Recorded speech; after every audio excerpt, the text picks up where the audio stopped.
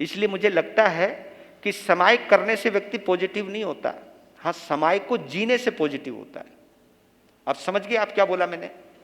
सामायिक करने से व्यक्ति कोई पॉजिटिव नहीं होता। संत बनने से हम पॉजिटिव नहीं हुए। अगर हम संत बनने से पॉजिटिव हो जाता तो मजा आ जाता, जीवन चमक जाता, जीवन बदल जाता। केवल बाने से ही कुछ नहीं होता है। एक बाना अंदर भी पहन रखा है हमने, ये बाना तो दुनिया को दिखाई देता है। एक जो मान्यता का बाना जो पहन रखा है हमने अंदर, वो बड़ा खतरनाक होता है। उस मान्यता के बाने को देखना है कि हमने बाहर के गृहस्थी के कपड़े तो उतार दिए, लेकिन मान्यताओं के कपड़े कब उतारेंगे? और मान्यताएं उन्हीं की मजबूत हुआ करती है जिनके अंदर कसाई मजबूत रहते हैं। जितना क्रोध मान माया लोभ होगा उतनी ही मान्यताएं बढ़ती चली जाएंगी। हाँ, ये भी आप गौर कर लीजिएगा। जितना क्रोध मान माया लोभ बढ़ता जाएगा उतनी ही मान्यताएं, उतनी ही संप्रदाय बनते चले जाएंगे। ये आज जो तुम्हें इतने संप्रदाय दिखाई दे रहे हैं, ये धर्म की वजह से दिखाई दे रहे हैं क्या? ये अहंकार की वजह से दिखाई दे रहे हैं। जितने भी संप्रदाय हैं ये क्रोध की वजह से दिखाई दे रहे हैं, ये छल कपट की वजह से दिखाई दे रहे हैं, ये लोभ और लालच की वजह से दिखाई दे रहे हैं। हमारे कसाई जितने मजबूत होते जाएंगे संप्रदाय उतने ही बढ़ते चले जाएंगे। नहीं तो दो ही संप्रदाय बहुत थे, एक जो कठिन क्रिया पालते हैं वो, और एक जो ढीली क्रिया पालते हैं वो। अब जिनकी एक जैसी क्रिया कठिन क्रिया, उनके भी कई संप्रदाय हैं। ये तो तुमने भी देखा होगा। जिनकी चर्या एक जैसी, बाहर के नियम सबके एक जैसे, फिर भी उनके संप्रदाय अलग अलग है। मैंने एक बार बोल दिया था किसी को, जब आप सबकी चर्या एक जैसी है तो आप सब मिलके क्यों नहीं रहते हैं? हमारा आचार्य अलग है ना, आचार्य तो अलग है, आचार तो एक ही है। जब तुम्हारा आचार एक है, यानी एक जैसा, वही इसका यूज नहीं करना, उसका यूज नहीं करना, वो नहीं करना, जब सब एक है तो तुम एक जगह क्यों नहीं रह लेते? पर लेकिन अहंकार नहीं रहने देता। ये आपको समझाना चाहता हूं। नहीं तो घर घर को किसने बांटा है बताओ? अगर आपके घर का बंटवारा हुआ है तो किसकी वजह से? अहंकार की वजह से तो हुआ है, महत्वाकांक्षा की वजह से तो हुआ है। आपको अपनी आजादी अलग से चाहिए, इसी की वजह से तो हुआ है। मेरी मन मर्जी में कोई बाधा ना डाले, इसी से तो हुआ है। सब महत्वाकांक्षा की वजह से। तो कसाई जितने बढ़ते जाएंगे उतने ही संप्रदाय बनते जाएंगे, बढ़ते जाएंगे। आदमी बढ़ता हुआ जाएगा, और आदमी जितना बढ़ता हुआ जाएगा उतनी ही संप्रदाय बनती चली जाएगी। तो आप इन चक्रों में मत पड़िए। दूसरी बात मैं आपको बतला देता हूं, उद्देश्य अपना अच्छा रखो। समय हो रहा आपका, आपने समय के अनुसार देखो। कितनी गजब की बात है, आप लोगों की बात करो, आपको बुरा ना लग जाए, इसलिए मैं पहले बोल देता हूं। आपने पैसा कमाने के लिए कितना चेंज किया होगा, है ना?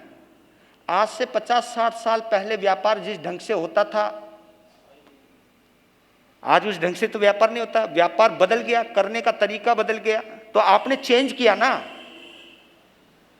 पैसा कमाने के तरीकों से चेंज किया है ना। पहले आपका जो पहनावा, जो ये पहनावा है, आज से 40-60 साल पहले ये पहनावा भी नहीं था आपका।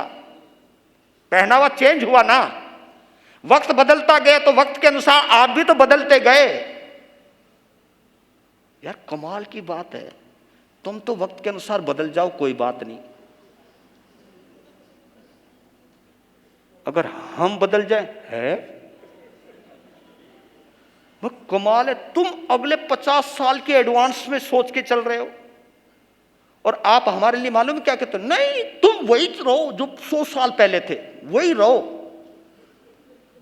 यार कम से कम साथ साथ में चलने दो भाई। साधु साध्वी, श्रावक और श्राविका कहा। पहले बताऊं, साधु साध्वी में, श्रावक श्राविकाओं में बहुत ज्यादा फर्क नहीं था। तो इसलिए इस चीज को जरा समझिए आप।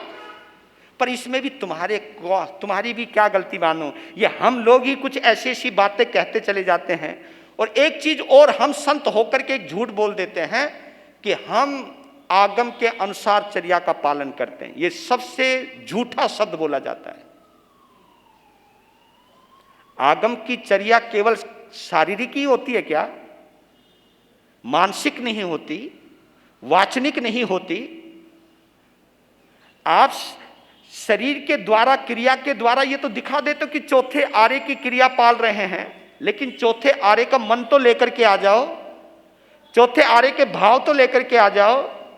मैं ज्यादा इन लफड़ों में नहीं पढ़ना चाहता हूं, अगर कुछ गलत कहा तो माफ करना, पर लेकिन इतना जरूर कहता हूं आप लोगों को कि भैया मैं भी भगवान के ही शासन का प्रचार करने के लिए संत बना हूं। आप अपने तरीके से कर रहे हो, मैं अपने तरीके से कर रहा हूं। मैं माइक का उपयोग कर रहा हूं तो मैं कोई पाप नहीं कर रहा हूं, लेकिन यहां साबित किया जा रहा है कि तुम पाप कर रहे हो।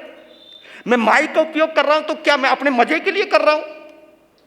एक ही तो चीज है, जो कोने कोने पर जो आदमी बैठा हुआ है उस आदमी के पास आवाज अच्छी तरह से चली जाए, इसीलिए तो कर रहा हूं। भगवान की वाणी आपके कानों तक पहुंचाने के लिए इसका उपयोग कर रहा हूं। अगर मैं लाइट का उपयोग कर रहा हूं अध्ययन और स्वाध्याय के लिए कर रहा हूं तो क्या हो गया? अगर मैं फलस का उपयोग कर रहा हूं सामाजिक नियमों की पालना के लिए तो मैं कौन सा बुरा कर रहा हूं?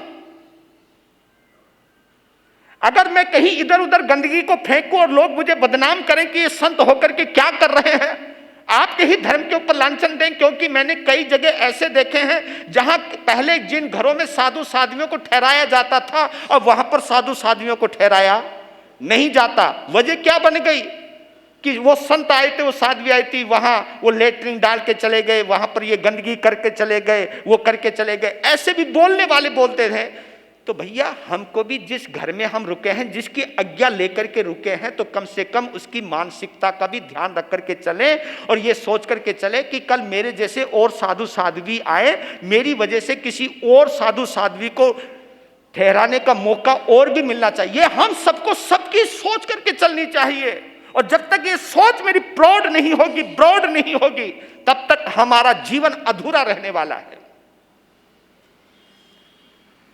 तो ये भगवान जब गौतम स्वामी ने ये सब बातें की, मन के बारे में, इंद्रियों के बारे में, अग्नि के बारे में, तो बाद में स्वयं केसी स्वामी खड़े हो गए और कहा मैं प्रज्ञा से बेशक प्रबुद्ध हूं। देखो क्या गजब की बात कही है केसी स्वामी ने, उस संवाद का फल निकला है। यहां तो आदमी जब विवाद करता तो एक दूसरे को मुंह बितका के और एक दूसरे को हरा करके गाली गलौज करता हुआ उठता बंदा, लेकिन वहां उठे हैं तो क्या उठे हैं, वहां परिवर्तन हुआ है।